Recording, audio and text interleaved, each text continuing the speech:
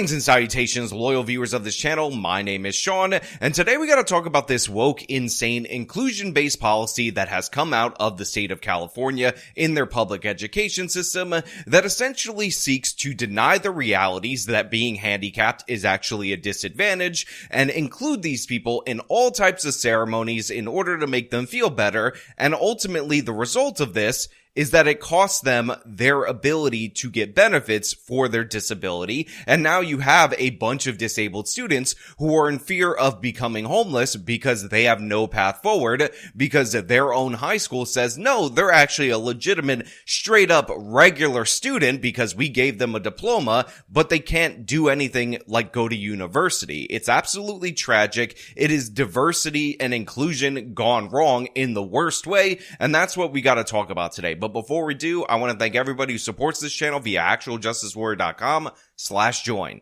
Give me the money. Give me the money. Okay? Well, you might have heard stories of star athletes struggling to read in high school, but getting passed on to college anyway with diplomas.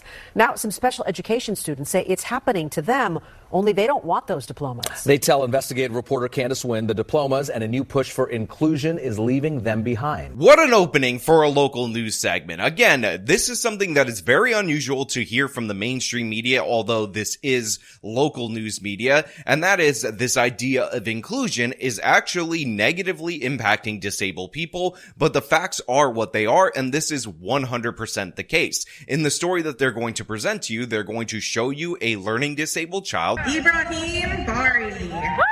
For most students, a high school diploma is a step into their future. But Ibrahim Bari says his diploma from San Jose's Lee High School stopped his future in its tracks. Thinking what I'm going to do for my life.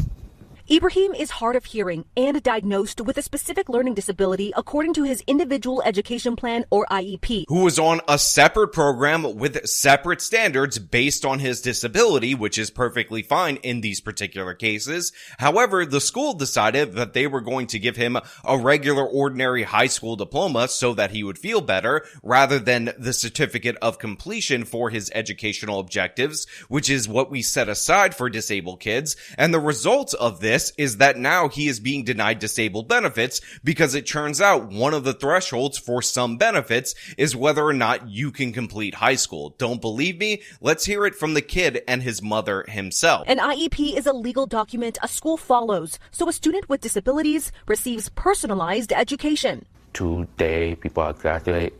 They call my mom. She's like, oh, I have bad news. Even he's not getting a certificate of completion, he's getting a diploma. A certificate of completion is something a student gets if he finishes high school but doesn't meet all the requirements to graduate.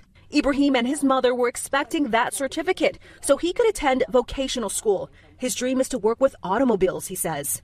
But according to this letter, the diploma meant Ibrahim is now no longer eligible for those special education services through the district or county. I was sad because if I don't go to the adult school program, what am I going to do for my future? So I have to be perfectly honest with everybody out there in the audience. When I first heard this story, when I first heard that explanation that he would no longer be eligible for this vocational training and all these other things that are paid for by the county, I thought that possibly this was kind of a manipulative move as an end around by said county in order to avoid paying for the services in which disabled students are entitled to. But it turns out an article from 2022, which by the way, I was inspired to look for based on the local news presenter opening with a blaming of inclusion as responsible for this result, actually does outline that this is a statewide inclusion-based program. And by the way, it is not limited to the state of California. Other states in the union have similar programs because for some reason we can't pretend that handicapped kids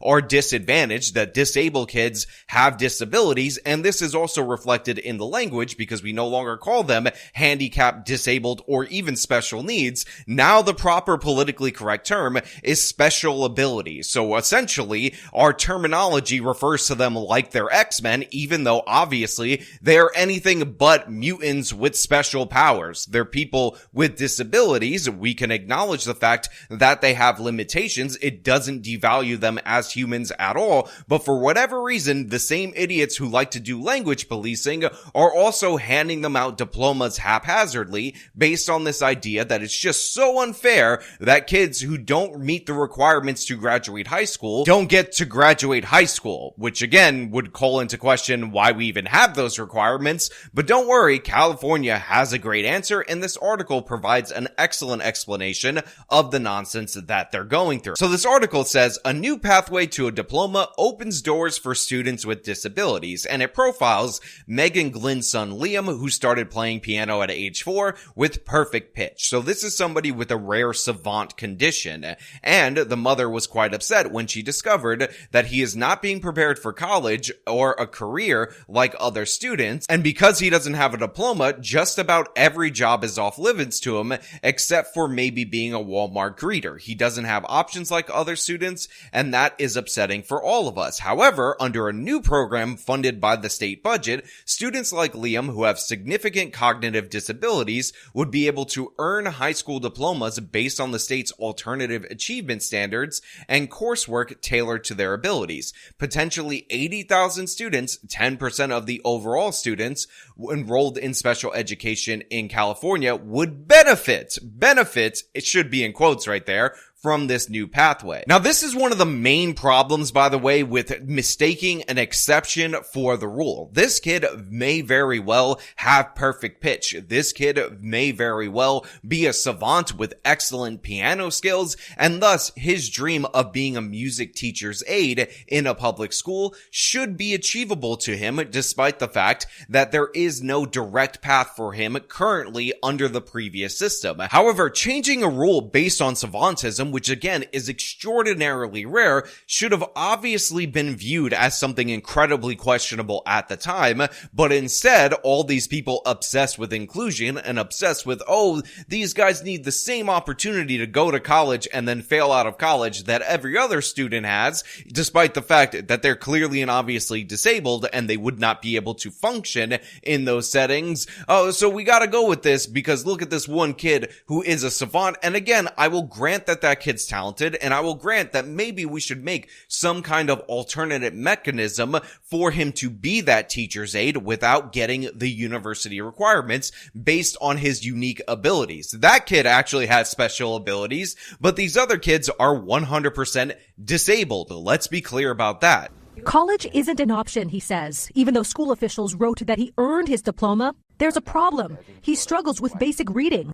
I don't understand the basic of the work. The system failed him. How can an 18-year-old read at a second grade level? And how can a high school student who only reads at a second grade level have a transcript that's filled with A's and B's? We really failed him. This was one of Ibrahim's teachers. She asked to remain anonymous to avoid retaliation. Having worked with him, I know that. He was reading at second, third grade level. According to the county's letter, school officials decided to issue Ibrahim's diploma based on his IEP documents, assessment reports, and other factors. Now look, a lot of these questions that the local news is asking make a lot more sense when you understand that there was a state program in 2022 that adjusted the standards for grading for these kids based on them achieving their own things in their IEP rather than meeting the state standards. So this kid can barely read 2 sentences. Again, I'm not trying to make fun of him or anything, and yet he is graduating with A's and B's, and specifically in literature. And by the way, the math scores are also the same. He is getting A's and B's in different categories like algebra that are well above his pay grade in terms of mathematics, and this is all being done based on the idea that it's so beautiful for him to walk across the aisle and get his high school diploma. With his mother's permission, we shared those documents with 2 special ed advocates who don't know Ibrahim. They say they found red flags. He was indicated to have passed Algebra 1, but when looking at the assessment results, it looks like he was only testing around a 4th grade level at most for math. Advocates Taylor Cohn and Alicia Tucker say school administrators seem to be looking mainly at Ibrahim's transcript, not at Ibrahim. When you see a transcript, you see the name of a class and a letter grade. You do not see anything additional like modifications happening, which are noted on the IEP. With an IEP, Cohn and Tucker say classes are adjusted. Ibrahim's baseline was different from other students. Let's say earning an A in English typically means being able to read a novel. For Ibrahim, a teacher is directed by the IEP to pass him if he meets his own individualized baseline. His goal may be just to write two sentences towards a topic. Regardless of the fact that obtaining that high school diploma cuts off a bunch of different opportunities for him. And now you have a kid that is afraid of becoming homeless because guess what? He can't go to university. They can't afford a regular vocational school for him. He can't really function in a regular vocational school. So now he's afraid of being homeless when his mom dies. And this is just a ridiculously sad burden to place on this individual just because it makes some people in the state capital feel better about the disabled because, oh, we're pretending that they're perfectly fine, that they don't have any issues, and we pass a law or an ordinance or a program based on a savant, which is a very rare case. And it just seems so sweet at the time, even though it's anything but. It's honestly cruel. That's why Ibrahim says he's speaking out. I would like them to be supported them, treated them, helped them, no matter what, so they don't struggle in the real life. Because if they do, they will be the same thing. I'm homeless. Is that your biggest fear? Yeah.